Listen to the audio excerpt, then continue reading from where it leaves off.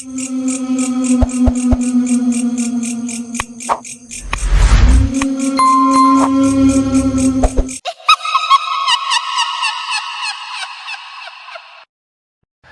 अपने दोस्तों के साथ खेल रहा था। खेलते खेलते वो जंगल में काफी दूर तक चला गया। वहां उसने एक पुराना बंगला देखा। उसकी दीवारें काई से ढकी थीं और दरवाजे पर अजीब निशान बने हुए थे। उस बंगले की हालत देखकर लग रहा था कि बहुत सालों से वो बंद पड़ा है और कोई वहां पर नहीं रहता है। बंगला डरावना लग रहा था। चारों ओर काफी सन्नाटा था। बबलू का दिल तेजी से धड़कने लगा। किसी तरह हिम्मत करके बबलू बंगले के अंदर गया। वहां उसे एक पुरानी टेबल पर एक किताब रखी नजर आई, जिसके कवर पर अजीब संकेत थे। किताब के पन्ने हवा से फड़फड़ा रहे थे। बबलू ने डरते डरते किताब खोली और जैसे ही उसने पहली लाइन पढ़ी, पूरे बंगले में तेज हवाएं चलने लगी। अचानक से दरवाजे खुद ही बंद हो गए। दीवारों पर अजीब परछाइयां दौड़ने लगी। तभी एक चीख गूंजी, तुमने मुझे जगा दिया है। चुड़ैल की आवाज बबलू के कानों में गूंजने लगी। चुड़ैल की आत्मा उस बंगले में फंसी थी और अब वह आजाद हो गई थी। बबलू ने दरवाजे की तरफ देखा और वहां एक लंबी डरावनी आकृति खड़ी थी। चुड़ैल के बाल काले और बिखरे हुए थे, आंखें लाल रंग की, और उसकी डरावनी हंसी बबलू को डर से कांपने पर मजबूर कर रही थी। चुड़ैल धीरे धीरे बबलू की ओर बढ़ने लगी। तुमने मेरी किताब छेड़ी है, अब तुम इस श्राप से बच नहीं सकते, चुड़ैल ने कड़क आवाज में कहा। बबलू ने डर के मारे किताब फेंक दी और भागने की कोशिश की, लेकिन चुड़ैल ने उसे रोक लिया। चुड़ैल ने बबलू को बताया कि उसे श्राप से बचने का सिर्फ एक तरीका है। उसे 3 पहेलियां हल करनी होगी, तभी वो इस श्राप से मुक्त होगा। और अगर वो नहीं कर पाया तो चुड़ैल उसकी आत्मा को हमेशा के लिए कैद कर लेगी। बबलू घबरा जाता है। चुड़ैल पहला सवाल पूछती है, बताओ, मैं सब कुछ दिखाता हूं पर बोलता नहीं, सच दिखा सकता हूं पर खुद देखता नहीं, मैं कौन हूं? बबलू काफी सोचता है और अचानक उसकी नजर कमरे में पड़े धूल भरे दर्पण पर पड़ती है और वो तुरंत जवाब देता है, आईना। चुड़ैल गुस्सा हो जाती है क्योंकि उसे पता है बबलू ने सही जवाब दिया है। वो कहती है, ठीक है, अब अगले पहेली का जवाब दो। हर वक्त चलती रहती हूँ, फिर भी कभी थकती नहीं, मैं कौन हूँ? बबलू को कोई जवाब नहीं सूझता। उसके दिल की धड़कनें बढ़ने लगती है। उसे वक्त का एहसास नहीं होता। तभी उसकी नजर दीवारों पर लटकी घड़ी पर पड़ती है और उसे देखते ही उसके दिमाग की घंटी बजने लगती है और वो तुरंत जवाब देता है, घड़ी। अब चुड़ैल और गुस्सा होती है और सब सामान फेंकने लगती है। तो बबलू कहता है कि जल्दी तीसरा सवाल पूछो। चुड़ैल तीसरी पहेली पूछती है, बताओ, मुझे एक खदान से निकाल लिया गया है और एक लकड़ी के डिब्बे में बंद कर दिया गया है, जहां से मैं कभी नहीं निकलता, और फिर भी कई लोग मेरा उपयोग करते हैं। मैं क्या हूं? इतना मुश्किल सवाल सुनकर बबलू के पसीने छूट जाते हैं। कुछ नहीं सूझता कि वो क्या जवाब दे।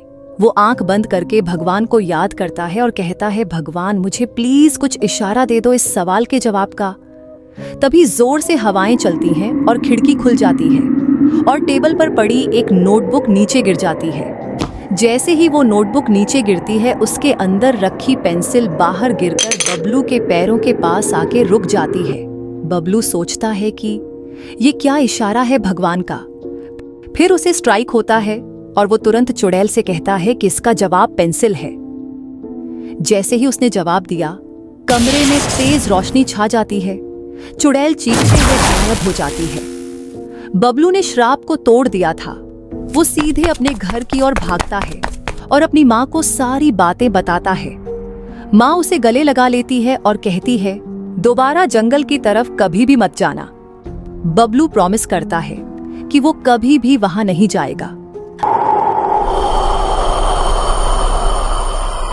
एक छोटे से शहर मंडावा में एक बेहतरीन स्कूल है जिसका नाम सेंट मैरी हाई स्कूल है, जहां बबलू पढ़ता है।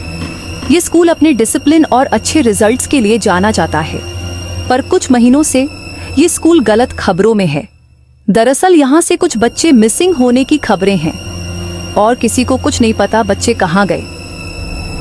कहते हैं कि इस स्कूल में पिछले साल एक 5वीं क्लास की छात्रा नेहा गलती से स्कूल की छत से गिर गई और उसकी मौत हो गई थी। कुछ लोगों का कहना है कि वो एक एक्सीडेंट नहीं था और उसकी आत्मा यहाँ भटकती है और वही बदला लेने के लिए बच्चों को गायब कर रही है। ऐसी बातें सुनकर पूरे स्कूल में खौफ फैल गया, लेकिन किसी के पास कोई सबूत नहीं था, सिर्फ डर।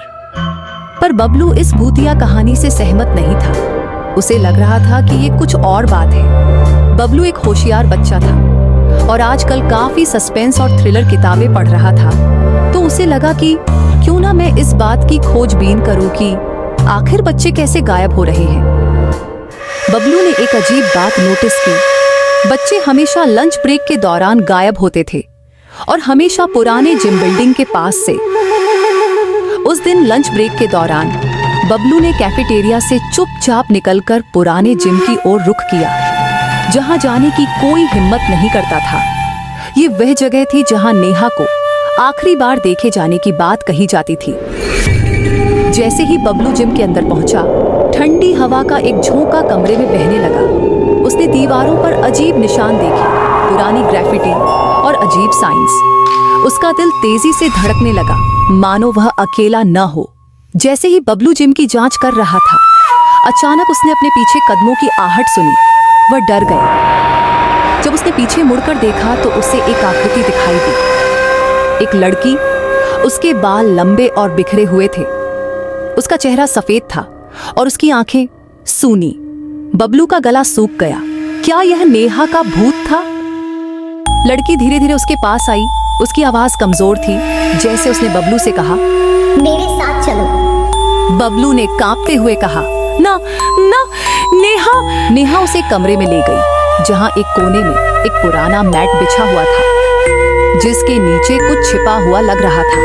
नेहा ने कहा, इसके नीचे तुम्हें तुम्हारे सवाल का जवाब मिल जाएगा। बबलू ने मैट हटाया और नीचे एक हिडन दरवाजा पाया। दरवाजा खोलने पर उसे एक सीढ़ी दिखी जो बेसमेंट की ओर जा रही थी। उसका दिल जोरों से धड़क रहा था, लेकिन वह सच का सामना करने के लिए सीढ़ियों से नीचे उतर गया। बेसमेंट में बबलू ने जो देखा, उसकी रूह कांप गई। वहां छोटे छोटे पिंजरे थे और उनमें कैद थे लापता बच्चे, जो डरे हुए और कमजोर थे। बबलू बोला, ये क्या जगह है? ये सब किसने किया? अचानक बबलू के पीछे कदमों की आहट सुनाई दी। उसने पीछे मुड़कर देखा और जो उसने देखा वह उसके सबसे बुरे सपनों में भी नहीं था। वह स्कूल का प्यून रामलाल था, जो अंधेरे में छिपा हुआ था। रामलाल ने कहा, तुम्हें यहाँ नहीं आना चाहिए था बबलू। ये नेहा का भूत नहीं था जिसने बच्चों को गायब किया था। असली गुनहगार था रामलाल, जो बच्चों का अपहरण कर रहा था और इस तहखाने में छिपाने के लिए जिम का इस्तेमाल कर रहा था। रामलाल ने बबलू पर झपट्टा मारा, लेकिन बबलू तेज था। वह दौड़ते हुए सीढ़ियों की तरफ भागा और जैसे ही वह बेसमेंट से बाहर निकला, उसने जोर जोर से मदद के लिए चिल्लाना शुरू कर दिया। जल्द ही स्कूल का स्टाफ और प्रिंसिपल वहां पहुंच गए। रामलाल को पकड़ लिया गया और सभी बच्चों को बचा लिया गया। पूरा शहर सदमे में था। इतने दिनों तक वे एक भूत से डरते रहे, लेकिन असली राक्षस तो उनके सामने था। नेहा की आत्मा शायद सिर्फ बबलू को सच दिखाने के लिए आई थी, ताकि वह सच्चाई सामने ला सके। अगर आपको ये कहानी पसंद आई तो लाइक और शेयर करें और ऐसी ही कहानियां देखने के लिए हमें जरूर सब्सक्राइब करें और बेल आइकन प्रेस करें।